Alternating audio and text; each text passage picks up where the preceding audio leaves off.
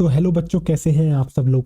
तो बेटा मैं आपका फिर से अगेन वेलकम करता हूं किसमें, आपके रैपिड रिवीजन सीरीज में। तो बेटा आज हम क्या आपको रिवाइज कराने वाले हैं, आज हम आपको रिवाइज कराने वाले हैं बेटा cell cycle and cell division का लेक्चर 3। तो बेटा मैं उम्मीद करता हूं कि हाँ बिल्कुल आपका रिवीजन बहुत बेहतरीन चल रहा होगा। तो आओ अब हम रिवाइज करते हैं आपको बेटा लेक्चर 3। ठीक, आओ चलो cell cycle and cell division का लेक्चर 3 रिवाइज करते हैं। तो बेटा हमने शुरुआत करी थी आपके लेक्चर 3 की किससे, जी नॉट या क्यूसेंट फेज से। तो हमने क्या बताया था, हमने आपको बेटा ये बताया था कि एक जो सेल होती है उसके पास कुछ ऑप्शंस होते हैं। क्या ऑप्शंस होते हैं? एक तो उसके पास ऑप्शन है बेटा वो सेल साइकिल को करती ही रहे। ठीक, जो ऐसा एक सेल करती है उसका नाम है बेटा आपका स्किन सेल। एक एग्जांपल है, काफी सारे एग्जांपल हो सकते हैं। एक उसके पास एग्जांपल है वो टेम्परेरी रेस्ट के लिए जाए, टेम्परेरी रेस्ट के लिए जाए, कुछ समय के लिए बेटा वो रेस्ट में चले जाए, वो नहीं डिवाइड करे। बट जब जरूरत पड़े, जब इंजरी हो जाए कहीं, जब सेल्स उसे रिप्लेस करनी है तो वो वापस आए और फिर से डिवाइड करे। ठीक, तो बेटा इस प्रकार की जो सेल होती है वो किडनी सेल होती है। और एक सेल ऐसी होती है जो कह देती है क्लियर, अब मैं डिवाइड ही नहीं करूंगी, अब तो मैंने अपना फंक्शन सब कुछ डिफाइन कर दिया है, अब तो मुझे कभी वापस डिवाइड करना ही नहीं है, मुझे कभी उस सेल साइकिल के चक्कर में पड़ना ही नहीं है। तो बेटा वो परमानेंट जो है रह जाती है। और जिस फेज में वो रहती है उस फेज को कहते हैं बेटा आपके जी नॉट फेज या फिर quiescent phase. G naught phase या क्यूसेंट फेज। और वो बेटा कौन सी ऐसी सेल होती हैं जो कभी वापस आपके सेल साइकिल में नहीं जाना चाहती? तो बेटा वो होती हैं आपके हर्ट सेल और नर्व सेल, वो होती हैं बेटा आपके हर्ट सेल और नर्व सेल। ठीक, तो बेटा अब हम क्या बात कर सकते हैं। तो बेटा क्यूसेंट फेज जो होता है बेटा आपका जीनोट फेज होता है, वो कभी भी आपका पार्ट नहीं होता किसका बेटा, सेल साइकिल का। So it is not a part of cell cycle. इसके अंदर बेटा जो सेल्स होती हैं वो आपकी मेटाबॉलिकली एक्टिव होती है। मेटाबॉलिकली एक्टिव का मतलब क्या है सर, जो इसके अंदर रिएक्शंस होती है ना बेटा, वो सारी की सारी रिएक्शन इसके अंदर चल रही होती है। बट इसके अंदर सेल जो है बेटा वो डिवाइड नहीं करती, वो कभी प्रोलीफरेट नहीं करती। ठीक, और इसके अलावा बेटा ये जो है क्या करती है, ये सेल जो एग्जिट कर चुकी होती है क्या आपके बेटा सेल साइकिल को, सेल साइकिल को। और जो है बेटा some cells enter into G naught phase for short term because they divide occasionally. तो बेटा कुछ सेल्स ऐसी होती हैं जो आपकी जी नॉट फेज के अंदर जाती हैं, जो आपकी बेटा जी नॉट फेज के अंदर जाती हैं, जी नॉट फेज के अंदर जाती हैं शॉर्ट टर्म के लिए, कुछ समय के लिए, जैसा हमने बताया। बट क्यों? क्योंकि वो डिवाइड करती हैं बेटा कभी जभी। तो these cells can again enter into cell cycle to replace dead cells due to injury. तो कभी बेटा इंजरी हो जाए तो वो बेटा जो सेल है वो मर जाएगी, और सेल मर जाएगी तो इसलिए उस सेल को निकल के आना पड़ेगा, वापस से डिवाइड करना पड़ेगा। ठीक, तो बेटा जो ऐसा कर लेती हैं वो टेम्परेरी बेसिस के लिए जी नॉट के अंदर जाती हैं, जैसे कि आपकी किडनी सेल। और कुछ सेल तो ऐसी होती हैं बेटा, इतनी ढीठ होती हैं जो परमानेंट चले जाती हैं आपकी किसमें, जी नॉट में, वो कभी वापस डिवाइड नहीं करती, जैसे कि आपकी हर्ट सेल और नर्व सेल, हर्ट सेल और नर्व सेल। फिर इसके बाद हमने बात करी थी बेटा आपसे mitosis in haploid and diploid cell. तो बेटा डिप्लॉइड सेल के अंदर जो डीएनए कंटेंट होता है वो होता है बेटा आपके 2C, और हैप्लॉइड सेल के अंदर डीएनए कंटेंट होता है बेटा आपके C। तो जब बेटा हैप्लॉइड सेल जीवन फेज के अंदर आती है तो उसके अंदर कंटेंट होता है C। एस फेज के अंदर डीएनए रेप्लिकेशन होता है तो बेटा डीएनए अमाउंट डबल कर जाता है, तो वो बेटा 2C से आपके 2C में चला जाता है। और जब S से G2 में जाती है तो बेटा डीएनए अमाउंट में कुछ चेंज नहीं होता, वो 2C ही रहती है। और जब G2 से आगे जाती है बेटा डॉटर सेल्स यानी कि डिवीजन फेज में जाती है, M फेज में जाती है, तो बेटा वो जो है आपके 2 सेल्स का फॉर्मेशन कर लेती है, जो कि आपकी कहलाती है क्या बेटा, जो कि आपकी कहलाती है 2 डॉटर सेल्स। उनके अंदर डीएनए कंटेंट होता है बेटा C और C, यानी कि बेटा आपने C डाला था आपको C मिला, आपने 1 डाली थी आपको 2 मिले। ठीक, इसी तरीके से बेटा डिप्लॉइड सेल के अंदर 2C होता है, G1 के अंदर S के अंदर 4C हो जाता है, G2 के अंदर ही 4C रहता है, और बाद में डॉटर सेल्स के अंदर 2C आपको देखने को मिलता है as it is parental cell की तरह। तो बेटा ये जो बात है हम आपको कई बार बता चुके हैं और आपको समझ में भी आ चुकी होगी। और आज हम ये आपको इसी लेक्चर में रैपिड रिवाइज कराएंगे, रैपिडली रिवाइज करेंगे किस तरीके से जो है बेटा इसका डिवीजन होता है। ठीक, फिर बेटा हमने जो है आपके जो है ग्राफ बनाया था, अगर ये ग्राफ आ जाए तो बेटा बहुत सारे तोते उड़ सकते हैं। इस ग्राफ के ऊपर ही मैं बेटा काफी सारे क्वेश्चन बना सकता हूँ, इस ग्राफ में ही मैं और काफी सारे चेंजेस कर सकता हूँ। बट ऐसे क्वेश्चंस के आने के चांसेस बेटा बहुत ही कम, बहुत ही ना के बराबर होते हैं।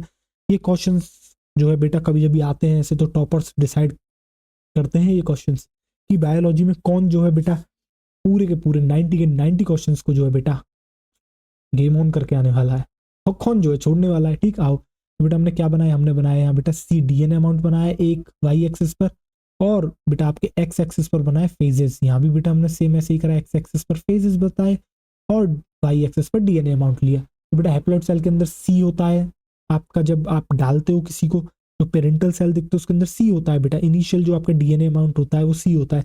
ये बेटा एनसीईआरटी कहती है, इसलिए हम C2C मानते हैं। मान आप कुछ भी सकते हो, समझ रहे हो, कोई ऐसा यूनिवर्सल ट्रुथ नहीं है कि सी ही होता है 2C ही होता है, कुछ भी मान लो यार, क्या जा रहा है। बट एनसीईआरटी कहती है C2C, तो हम भी बेटा C2C के पीछे ही पड़े हुए हैं। तो बेटा मैक्सिमम वो डबल होके क्या 2C हो सकता है। ऐसे ही बेटा डिप्लॉयड सेल के अंदर जो आपका इनिशियली अमाउंट होता है वो 2C होता है, बट जाते जाते कितना पहुंच सकता है, 4C तक पहुंच सकता है मैक्सिमम। तो बेटा जीवन के अंदर जो है वो C रहता है, तो बिल्कुल देखो बिल्कुल जीरो होती है स्लोप। फिर एस के अंदर बेटा जस्ट बढ़ के 2C हो जाता है, देखो फिर जो है ग्राफ बेटा आपके ऐसे ऊपर की तरफ जाता है, फिर देन जो है बेटा G2 में, एस से G2 में जाता है, तो ग्राफ ऐसे ही रहता है, कोई चेंज नहीं होता। पर एम के अंदर जाते हैं जब डिवाइड्स कर जाती है सेल, तो बेटा फिर से जो है वो सी की तरफ आ जाती है, और यहाँ जो है आपकी 2 सेल्स फॉर्म हो चुकी होती है। ऐसा ही सेम ग्राफ बेटा आपके डिप्लॉयड सेल के लिए बनता है, बस फर्क कितना होता है, वहाँ बेटा 2C से 4C हो रहा होता है आपके डीएनए अमाउंट। फिर हमने बात करी बेटा माइटोसिस किसमें, आपके animal cell versus plant cell. तो हमने क्या देखा, हमने ये देखा कि बेटा एनिमल सेल के अंदर जो माइटोसिस होता है सिर्फ और सिर्फ आपको देखने को मिलता है बेटा डिप्लॉयड में, किसमें, डिप्लॉयड सोमेटिक सेल में। बट ये यूनिवर्सल ट्रुथ नहीं है, इसका एक एक्सेप्शन आपको देखने को मिलता है। और क्या देखने को मिलता है, आपको देखने को मिलती है बेटा एक सोशल इंसेक्ट होता है। एक क्या होता है, एक होता है बेटा आपके सोशल इंसेक्ट, जो कि होता है बेटा आपके हनी बी। और जो मेल हनी बी होता है जिसे हम बेटा ड्रोन भी कहते हैं, वो डिप्लॉयड होता है, और वो बेटा डिवाइड करता है आपके माइटोसिस से, जो कि हम बेटा आपको आगे फर्दर ऑन जब हम आपको पढ़ाएंगे तो 12th क्लास में हम आपको बताएंगे कि बेटा हनी बी के अंदर आपको क्वीन देखने को मिलती है, आपको वर्कर देखने को मिलता है, आपको ड्रोन देखने को मिलता है, ठीक। और बेटा जब हम प्लांट सेल की बात करते हैं तो उसके अंदर माइटोसिस आपको हैप्लॉइड में भी देखने को मिलेगा, डिप्लॉयड में भी देखने को मिलेगा। फिर हमने बात करी बेटा आपसे किसके बारे में, एम फेज के बारे में, और हमने कहा एम फेज जो होता है मोस्ट ड्रामेटिक होता है। मोस्ट ड्रामेटिक यानी सेल साइकिल का अगर कोई सबसे ज्यादा ड्रामा करने वाला फेज होता है तो वो बेटा, सॉरी, जो ड्रामा करने वाला पीरियड होता है तो वो बेटा होता है आपके एम फेज या माइटोसिस। क्यों क्यों क्योंकि यहाँ बेटा काफी सारे चेंजेस हो रहे होते हैं आपके न्यूक्लियस के अंदर और आपके साइटोप्लाज्म के अंदर। और हो क्या रहे होते हैं चेंजेस बेटा, काफी सारा रीऑर्गेनाइजेशन होता है जितने भी कंपोनेंट्स होते हैं आपके सेल के। क्यों, क्योंकि बेटा उसे एक सेल से अब जो है सारी चीजें डिवाइड करके आपके जो है 2 सेल्स के अंदर पहुंचानी है, बेसिकली 2 डॉटर सेल्स फॉर्म होने वाली है, इसलिए जो है बेटा मोस्ट ड्रामेटिक होता है। क्यों, क्योंकि इंटरफेज में बेटा इतना कुछ नहीं हो रहा होता है, इंटरफेज जो है, इसलिए हम बेटा इंटरफेस को जो है रेस्टिंग फेज भी कहते हैं, आपको पता भी होगा, आप पढ़ के आ रहे होंगे, ठीक। उसके कंपैरिजन में यहाँ बेटा बहुत कुछ हो रहा होता है, इसलिए हम इसको कहते हैं ड्रामेटिक फेज। इसके अलावा बेटा ये जो इक्वेशनल डिवीजन होता है, क्यों, जितने क्रोमोसोम्स डाले थे उतने ही क्रोमोसोम्स मिल जाते हैं, जितने क्रोमोसोम्स डाले थे उतने ही मिल जाते हैं, 46 डाले थे तो 46 मिल जाते हैं, ठीक। हाफ नहीं होते या फिर 1/4 नहीं होते, कोई चेंज नहीं होता। 90 डालोगे तो 90 मिलेंगे, 110 डालोगे तो 110 मिलेंगे, यानी कि कोई चेंज बेटा इसके अंदर नहीं होगा। फिर हमने कहा बेटा क्या, ये एक प्रोग्रेसिव प्रोसेस होती है। सर प्रोग्रेसिव प्रोसेस का मतलब क्या है, प्रोग्रेसिव प्रोसेस मतलब बेटा एक कंटिन्यूस प्रोसेस होती है, यानी कि बेटा कोई भी क्लियर कट लाइंस आप ड्रॉ नहीं कर सकते हो फेजेस के बीच में, एक फेज दूसरा फेज तीसरा फेज, कोई क्लियर कट लाइंस नहीं है, ये तो हमने बनाई है अपने समझने के लिए बेटा, समझ रहे हो, बाकी उनमें ऐसा कोई लाइंस थोड़ी होती हैं। फिर हमने बात करी बेटा एम फेज, एम फेज के अंदर क्या होता है आपके, सबसे पहले बेटा न्यूक्लियर डिवीजन होता है, देन उसके बाद होता है आपके साइटोप्लाज्मिक डिवीजन, देन होता है बेटा आपके क्या, साइटोप्लाज्मिक डिवीजन। और जो आपके न्यूक्लियर डिवीजन होता है जिसे हम कहते हैं बेटा आपके कैरियोकाइनेसिस, उसके अंदर आपको क्या देखने को मिलता है, आपको देखने को मिलता है बेटा prophase, then metaphase, then anaphase, then telophase. बेटा सीक्वेंस में याद होने चाहिए, पहले प्रोफेज आता है, फिर मेटाफेज आता है, फिर एनाफेज आता है, फिर टीलोफेज आता है, पहले प्रोफेज आता है, फिर मेटाफेज आता है, फिर एनाफेज आता है, फिर टीलोफेज आता है। तो बेटा आपको जो है सीक्वेंस में याद होना चाहिए, इनका सीक्वेंस भी पूछ लेते हैं आपसे, आपसे पूछ लेगा बेटा G1 के बाद एस आता है, एस के बाद G2 आता है, फिर बेटा प्रोफेज आता है, फिर मेटाफेज आता है, फिर एनाफेज आता है, फिर टीलोफेज आता है, देन आपके बेटा साइटोकाइनेसिस होती है, देन आपके बेटा क्या होती है, आपकी साइटोकाइनेसिस होती है। इस तरीके से पूरी सीक्वेंस में बेटा एक सेल साइकिल आपकी चलती है, एक सेल साइकिल आपकी चलती है, जो कि हमने बेटा आपको यहाँ बताया भी है। बेटा प्रोफेज जो है आपकी क्या फर्स्ट स्टेज है कैरियोकाइनेसिस की, आप कहोगे जी हाँ, फर्स्ट स्टेज होती है आपकी कैरियोकाइनेसिस की। देखो बेटा हमने यहाँ बताया आपको G1 S G2 फिर प्रोफेज, फिर मेटाफेज, फिर एनाफेज, फिर टीलोफेज, देन साइटोकाइनेसिस। बेटा G1 S G2 को कहते हैं आपके क्या, interphase, prophase, metaphase, anaphase, telophase को कहते हैं बेटा आपके कैरियोकाइनेसिस, और कैरियोकाइनेसिस और साइटोकाइनेसिस को मिला के कहते हैं बेटा हम एम फेज, और इंटरफेज और एम फेज को मिला के क्या कहते हैं, इंटरफेज एम फेज को मिला के कहते हैं बेटा आपके सेल साइकिल। क्या बेटा यही सेल साइकिल होती है, आपको सीक्वेंस आना चाहिए बेटा, उल्टा सीधा नहीं कर सकते हो आप, सीक्वेंस पूछ लेगा बेटा, वो आपसे सीक्वेंस पूछ लेगा, उल्टा सीधा नहीं कर सकता है रे तू, सुन ले मेरी बात। सीक्वेंस पूछ लेगा वो तुझसे, समझा। तो बेटा सीक्वेंस में याद रखनी चीज। तो बेटा हमने आपको यहाँ क्या समझाया था, हमने आपको ये समझाया था जो प्रोफेज है बेटा, देखो वो प्रोफेज जो है कहाँ देखने को मिल रहा है। देखो मैं इसी डायग्राम से कितने सारे सवाल बना सकता हूँ। क्या मैं ये पूछ सकता हूँ आपको प्रोफेज कौन सा टाइम इंटरवल होता है। प्रोफेज एक ऐसा टाइम इंटरवल होता है जो बेटा आपके मेटा फेज और G2 के फेज के बीच में पड़ता है। तो बेटा जैसे सीक्वेंस नहीं आता होगा उसके लिए तो बेटा धज्जियां उड़ गई, उसने तो बेटा पेपर की पूरी धज्जियां उड़ा दी, उसने तो गेम ऑन कर दिया, उसे तो बेटा कर गया ना बेटा। इसलिए कह रहा हूँ सीक्वेंस आना चाहिए रे तेरे को, सीक्वेंस आएगा, सीक्वेंस इतनी बार बताया है, अब तो सीक्वेंस आएगा रे तेरे को, तू सीखेगा बेटा, सीख सीख बाबू भैया सीख ले, बाबू भैया सीख ले। तो बेटा हमने आपको यहाँ क्या बताया, तो जो प्रोफेज है उससे पहले क्या बेटा एस और G2 हो रहे हैं, यानी कि हम कह सकते हैं बेटा जो एस और G2 के बाद जो है आपके प्रोफेज हो रहा है। बेसिकली प्रोफेज जो है बेटा आपके जब एस एंड G2 हो जाते हैं उसके बाद आपके प्रोफेज होता है। तो कह सकते हैं प्रोफेज जो आपके फॉलो करता है, किसको फॉलो करता है, S and G2 phase of interface, S and G2 phase of interface, S and G2 phase of interface. फिर बेटा हमने बात करी आपसे प्रोफेज के बारे में। तो उससे पहले हमने जो है बेटा आपको क्या बताया, हमने बताया था आपको एस एंड G2 में आपको एक सेल कैसी दिखती है। तो बेटा आपको क्या देखने को मिलता है, आपको सेंट्रियोल देखने को मिलते हैं। देखो ये सेंट्रियोल का डुप्लीकेशन किस में हुआ था, आपके एस फेज में हुआ था। यहाँ आपको न्यूक्लियर मेम्ब्रेन इंटैक्ट दिख रही है, as it is nuclear membrane ये आपको दिख रही है। अंदर बेटा आपको क्रोमेटिन देखने को मिलता है, ठीक। और यहाँ जो बेटा जब क्रोमेटिन एक जगह पर ज्यादा इकट्ठा हो जाता है तो बेटा वो एक स्ट्रक्चर फॉर्म करता है, और उस स्ट्रक्चर को कहते हैं हम बेटा आपके क्या, न्यूक्लियोलस। तो बेटा उस स्ट्रक्चर को हम क्या कहते हैं,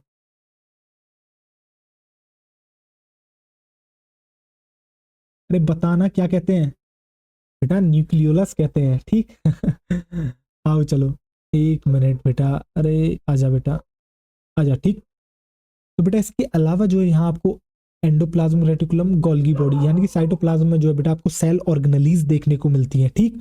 जैसे ही बेटा हम प्रोफेज में आते हैं तो आपको क्या देखने को मिलता है, न्यूक्लियर मेम्ब्रेन टूटने लग गई है, न्यूक्लियर मेम्ब्रेन टूटने लग गई है। इसके अलावा सेंट्रियोल ने मूव करना चालू कर दिया अपोजिट पोल्स की तरफ, और क्रोमेटिन का कंडेंसेशन हो चुका है बेटा। देखो क्रोमोसोम के अंदर थोड़ी थोड़ी शेप लेने लग गए हैं। ये अर्ली प्रोफेज है, यानी कि जितने भी इवेंट्स हम बेटा प्रोफेज के अंदर पढ़ते हैं वो सारे सारे स्टार्ट हो रहे होते हैं किसमें, आपके प्रोफेज की स्टार्टिंग में, यानी अर्ली प्रोफेज में। जब बेटा लेट प्रोफेज का मतलब है आपके ऑलमोस्ट, बेटा शब्द पर ध्यान देना, ऑलमोस्ट जितने भी इवेंट्स होते हैं वो सारे सारे फिनिश हो रहे होते हैं आपके लेट प्रोफेज में। जैसे कि देखो बेटा क्रोमोसोम्स आपके बन गए, देखो क्रोमोसोम्स बन गए, क्रोमोसोम्स बन गए। इसके अलावा बेटा देखो ये आपके यहाँ पहुंच गए, आपके सेंट्रोसोम जो है बेटा अपोजिट पोल्स पर पहुंच गए, और उन्होंने रेडिएट आउट करे, क्या आपके रेडिएट आउट करे माइक्रोट्यूब्यूल्स, जो कि आपका एक स्ट्रक्चर बनाते हैं, उसे कहते हैं हम बेटा आपके एस्टर। और इसके अलावा स्पिंडल फाइबर फॉर्म हो गई। कैसे फॉर्म हुई थी बेटा, ट्यूबुलिन प्रोटीन किस फेज में बना था बेटा, G2 फेज के अंदर बना था, याद है आपको, G2 फेज के अंदर ट्यूबुलिन प्रोटीन बना था। वही बनाता है आगे जाके आपके क्या बेटा, वही बनाता है आपके आगे जाके क्या, स्पिंडल फाइबर। फिर हमने बात करी बेटा आपके एस एंड G2 में क्या होता है, न्यूक्लियस, जो हमने दिखाया वही बेटा कि आपका जो डीएनए होता है वो डिस्टिंक्ट इज नॉट डिस्टिंक्ट, बेटा ध्यान से सुनो, नॉट डिस्टिंक्ट यानी कि क्लियरली विजिबल नहीं होता, not clearly visible but intertwined, coiled होता है बेटा, कॉइल्ड होता है, कॉइल्ड। इसके अलावा बेटा टेंगल्ड होता है, वो उलझा हुआ होता है, वो क्या होता है बेटा आपके उलझा हुआ होता है। बट जैसे ही बेटा इनिशिएशन होती है इसकी प्रोफेज की, तो बेटा कंडेंसेशन हो जाता है किसका, क्रोमोसोमल मटेरियल का, बेटा कंडेंसेशन स्टार्ट हो जाता है, ठीक। स्टार्ट हुआ होता है, पूरी तरीके से कंडेंस नहीं होता, ठीक। आओ इसके अलावा बेटा वो अनटेंगल्ड हो जाता है, अनटेंगल्ड मतलब बेटा थोड़ा सुलझ जाता है, वो जो है सुलझ जाता है, वो जो बेटा उलझा हुआ था, देखो देखो बेटा इस तरीके से धागा उलझा हुआ था, देख धागा उलझा हुआ है, धागा उलझा हुआ है, धागा उलझा हुआ है। तो बेटा क्या क्या इवेंट्स होते हैं आपके प्रोफेज में, जो बेटा क्रोमेटिन होता है वो कंडेंस होकर क्या बना लेता है, क्रोमोसोम बना लेता है। सेंट्रोसोम आपके मूव कर जाते हैं बेटा अपोजिट पोल पर सेल के, ठीक। इसके अलावा बेटा ब्रेक डाउन हो जाता है आपके न्यूक्लियर मेम्ब्रेन का, और जो सेल ऑर्गेनेलीज होती हैं जैसे कि बेटा आपके endoplasmic reticulum, Golgi body, nucleus, वो सारी की सारी आपकी बेटा डिसअपियर हो जाती हैं, गायब हो जाती हैं। और आपको फर्स्ट टाइम बेटा विजिबल होता है क्या, chromosome with two chromatid attached at the centromere, यानी कि बेटा एक ऐसा क्रोमोसोम आपको पहली बार देखने को मिलता है जो कि दो क्रोमेटिड से मिलकर बना होता है। दोनों क्रोमेटिड आपकी सिस्टर क्रोमेटिड होती है और वो अटैच होते हैं बेटा एक पॉइंट पर, जिसे हम कहते हैं आपके क्या, व्हाट, सेंट्रोमियर। तो बेटा फर्स्ट टाइम विजिबल आपसे अगर कोई पूछता है क्रोमोसोम आपको दो क्रोमेटिड्स के साथ कहाँ देखने को मिलता है, तो आप कहोगे बेटा प्रोफेज में देखने को मिलता है। But it's not clearly visible, but it's not clearly visible. इसके लिए बेटा स्पिंडल फाइबर का ही फॉर्मेशन यहीं पर आपके होता है, यहीं पर आपके होता है। फिर हमने बात करी बेटा क्या जो एस्टर होते हैं और आपके स्पिंडल फाइबर होते हैं दोनों मिलकर आपके माइटोटिक एपरेटस बनाते हैं। अब हमने बात करी आपसे एस्टर का फॉर्मेशन कैसे होता है, तो बेटा सेंट्रियोल देते हैं आपके क्या सेंट्रोसोम, और जब ये सेंट्रोसोम आपके बेटा रेडिएट आउट करते हैं क्या माइक्रोट्यूब्यूल्स को रेडिएट आउट करते हैं, तब आपके जाके बनता है क्या बेटा एस्टर, जो कि एक स्टार शेप्ड स्ट्रक्चर होता है। लैटिन का एक शब्द है एस्टर, एस्टर का मतलब ही होता है बेटा स्टार, एस्टर का मतलब ही होता है बेटा आपके स्टार। तो देखो इस तरीके से सेंट्रोसोम आपको देखने को मिल रहे हैं और ये माइक्रोट्यूब्यूल्स रेडिएट आउट कर रहे हैं और दोनों मिला के एक स्ट्रक्चर बनाते हैं जिसे हम कहते हैं बेटा आपके एस्टर। फिर हमने बात करी बेटा आपसे किसके बारे में, हमने बात करी आपसे माइटोसिस सॉरी मेटाफेज के बारे में। तो बेटा ये हमने ट्रांजिशन दिखाया, होता क्या है बेटा यहाँ से जो निकलती हैं ये जाके क्रोमोसोम से अटैच हो जाती हैं। अगर क्रोमोसोम से नहीं बेटा एक डिस्क शेप्ड स्ट्रक्चर सेंट्रोमियर पर प्रेजेंट होता है जिसे हम कहते हैं आपके काइनेटोकोर, जिसे हम कहते हैं बेटा आपके क्या काइनेटोकोर, उससे जाके अटैच हो जाता है। इस तरीके से देखो चारों अटैच हो जाते हैं। बट अभी जो है बेटा ट्रांजिशन चल रहा है, अभी बेटा बीच में नहीं पहुंचे। जब ये बेटा इक्वेटर पर इस तरीके से अलाइन हो जाते हैं और इस तरीके से एक मेटाफिजिक प्लेट बना लेते हैं, तब हम इसे कहते हैं व्हाट आपके मेटाफेज, तब हम इसे कहते हैं बेटा आपके मेटाफेज, तब हम इसे कहते हैं बेटा आपके मेटाफेज। तो बेटा किस तरीके से अटैच होते हैं हमने माइक्रो लेवल पर जाकर देखा, ये बेटा आपको सेंट्रोमियर देखने को मिल रहा है, इसके ऊपर अटैच है बेटा देखो ये डिस्क शेप्ड स्ट्रक्चर जिसे हम कहते हैं आपके काइनेटोकोर, और ये काइनेटोकोर से अटैच है आपके स्पिंडल फाइबर, और ये बेटा दोनों कहलाते हैं आपके सिस्टर क्रोमेटिड। क्यों? क्योंकि सेम डीएनए प्रेजेंट है। क्यों? क्योंकि सेम डीएनए प्रेजेंट है। जिसने बेटा लेक्चर 2 नहीं देखा है उसको शायद ये समझ में ही नहीं आएगा क्यों कह रहे हैं हम इनको सिस्टर क्रोमेटिड। आओ तो चलो अब हम आगे बढ़ते हैं। तो बेटा लेक्चर को स्किप मत करा करो, जंपिंग मत करा करो, ये जंपिंग अच्छी नहीं लगती। पिक्चर में तो कभी जंपिंग नहीं करते, वेब सीरीज में तो कभी जंपिंग नहीं करते। क्यों? एक एक एपिसोड देखने के बाद सीधे 5वां एपिसोड देखते हो, भाई दूसरा तीसरा चौथा देखते हो। क्यों? क्योंकि इंटरेस्ट आता है। इसी तरीके से बेटा लेक्चर्स में भी इंटरेस्ट आता है, एक के बाद दूसरा देखो, दूसरे के बाद तीसरा लेक्चर, फिर चौथा लेक्चर, और जब तक आपका चैप्टर खत्म नहीं होता बेटा लेक्चर देखो और पढ़ते रहो, और एट द एंड बेटा डॉक्टर बनो और देश के लिए कुछ करो और अपने लिए तो बेटा करोगे ही करोगे। तो बेटा आपको क्या देखने को मिलता है मेटाफेज में, complete disintegration of nuclear membrane marks the start of metaphase. अगर आपसे कोई पूछता है कि बेटा कंप्लीटली न्यूक्लियर मेम्ब्रेन जो है आपकी क्या हो गई है, टूट गई है, कंप्लीटली न्यूक्लियर मेम्ब्रेन टूट गई है, तो बेटा यही शुरुआत हो चुकी है आपके मेटाफेज की। यहाँ आपको देखने को मिलते हैं फुल्ली कंडेंस क्रोमोसोम, यानी कि बेटा कंडेंसेशन जो है कंप्लीट किस में होता है आपके, होता है बेटा कहाँ, कंप्लीट होता है आपके मेटाफेज में। और जो क्रोमोसोम्स होते हैं वो आपके बेटा क्लियरली विजिबल होते हैं किसमें, आपके अंडर माइक्रोस्कोप में। जब आप एक सेल को रखोगे जो मेटाफेज के अंदर है, उसके अगर आपको क्रोमोसोम बेटा अगर आपको बेटा सेल को रखोगे माइक्रोस्कोप में और आप देखोगे जो डिवाइड कर रही है, अगर आपको उसके क्रोमोसोम्स क्लियरली दिख गए आप समझ जाओगे ये एक्चुअली में मेटाफेज चल रहा है, ये एक्चुअली मेटाफेज चल रहा है। इसके अंदर बेटा क्लियरली विजिबल है तो आप मॉर्फोलॉजी स्टडी कर पाओगे। मॉर्फोलॉजी क्या है बेटा, ये मेरा चेहरा, ये मेरे गाल, ये मेरी नाक, ये मेरे कान, ये मेरे हाथ, ये जो देख पा रहे हो यही तो मॉर्फोलॉजी है बेटा, यही तो मॉर्फोलॉजी है। तो मॉर्फोलॉजी को कब इजीली स्टडी कर पाओगे, मॉर्फोलॉजी को तब इजीली स्टडी कर पाओगे बेटा जब आपके क्लियरली विजिबल होंगे। तो बेटा आप उसका स्ट्रक्चर देख पाओगे, आप उसका साइज देख पाओगे, आप उसका नंबर देख पाओगे। फिर इसके अलावा बेटा हमने क्या बताया, हमने आपको जो अभी अभी बताया वही हमें लिखा बेटा क्या, जो क्रोमोसोम होते हैं वो आपके बेटा 2 सिस्टर क्रोमेटिड से मिलकर बने होते हैं जो कि आपके लिंक होते हैं कहाँ, सेंट्रोमियर पर। और ये जो सेंट्रोमियर होता है बेटा ये अटैच होता है क्या, इससे अटैच होता है बेटा डिस्क शेप्ड स्ट्रक्चर जिसे हम कहते हैं काइनेटोकोर, जिस पर बेटा स्पिंडल फाइबर आके अटैच करती हैं। और ये काइनेटोकोर क्या करता है, कनेक्ट करता है दोनों ही क्रोमेटिड को किससे, अपोजिट पोल्स से, जैसा कि आपको बेटा फिगर में भी दिख रहा था। इसके अलावा बेटा when chromosomes align at the equator they form metaphasic plate, ये बेटा फॉर्म करते हैं क्या मेटाफेजिक प्लेट, जैसा कि हमने आपको दिखाई थी। अब बेटा आता है आपका एनाफेज, और एनाफेज का मतलब होता है बेटा बिछड़ने वाला फेज। एनाफेज का मतलब होता है बिछड़ने वाला फेज। जिस तरीके से आपकी वो आपको छोड़ के चले गए, आप दोनों का बिछड़ना हो गया, तो बेटा वो आपका क्या कहलाया, वो कहलाया आपका बेटा ब्रेकअप। बट जब आपके बेटा एक क्रोमोसोम के 2 सिस्टर क्रोमेटिड सेपरेट कर जाते हैं, उनका बेटा ब्रेकअप हो जाता है, तो उस फेज को कहते हैं बेटा क्या, आपके एनाफेज। उसको कहते हैं बेटा आपके एनाफेज। तो देखो बेटा इस तरीके से अटैच था, इस तरीके से देखो बेटा ये यहाँ से टूट गया, यहाँ से ये टूट गया, यहाँ से ये टूट गया, और ये खिंचा, ये खिंचा, देखो बेटा ये देखो ये खिंच रहा है, ये खिंच रहा है, ये स्पिंडल फाइबर्स खींचने का काम कर रही हैं। और जब खींचती हैं तो बेटा ये जो सेंट्रोमियर होता है ये लीड करता है, ये क्या करता है बेटा, लीड करता है। जबकि ये जो आपके आर्म्स होते हैं बेटा ये आपके क्या करते हैं, ये ट्रेल करते हैं। जो बेटा टेस्ट क्रिकेट देखते हैं उनको अच्छे से पता है लीड क्या होता है, ट्रेल क्या होता है। लीड का मतलब होता है बेटा आगे बढ़ चढ़ के आगे चलना, लीड करना, और ट्रेल का मतलब होता है बेटा पीछा करना। तो बेटा आप क्या बनने आए हो इस दुनिया में, पीछा करने आए हो किसी का, या खुद आगे लीडर बनने आए हो? तो बेटा आप लीडर बनने आए हो, लीडर बनने आए हो।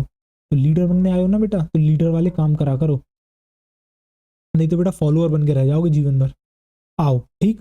फिर बेटा हम आगे क्या दिखाया, हमने आपको दिखाया एनाफेज। और एनाफेज में बेटा कुछ इस तरीके से जो है देखो, चारों क्रोमोसोम्स को हमने अलग कर दिया। ये आगे जाके बेटा डॉटर क्रोमोसोम से, यानी कि बेटा स्प्लिटिंग होती है किसकी, आपकी क्रोमोसोम्स की।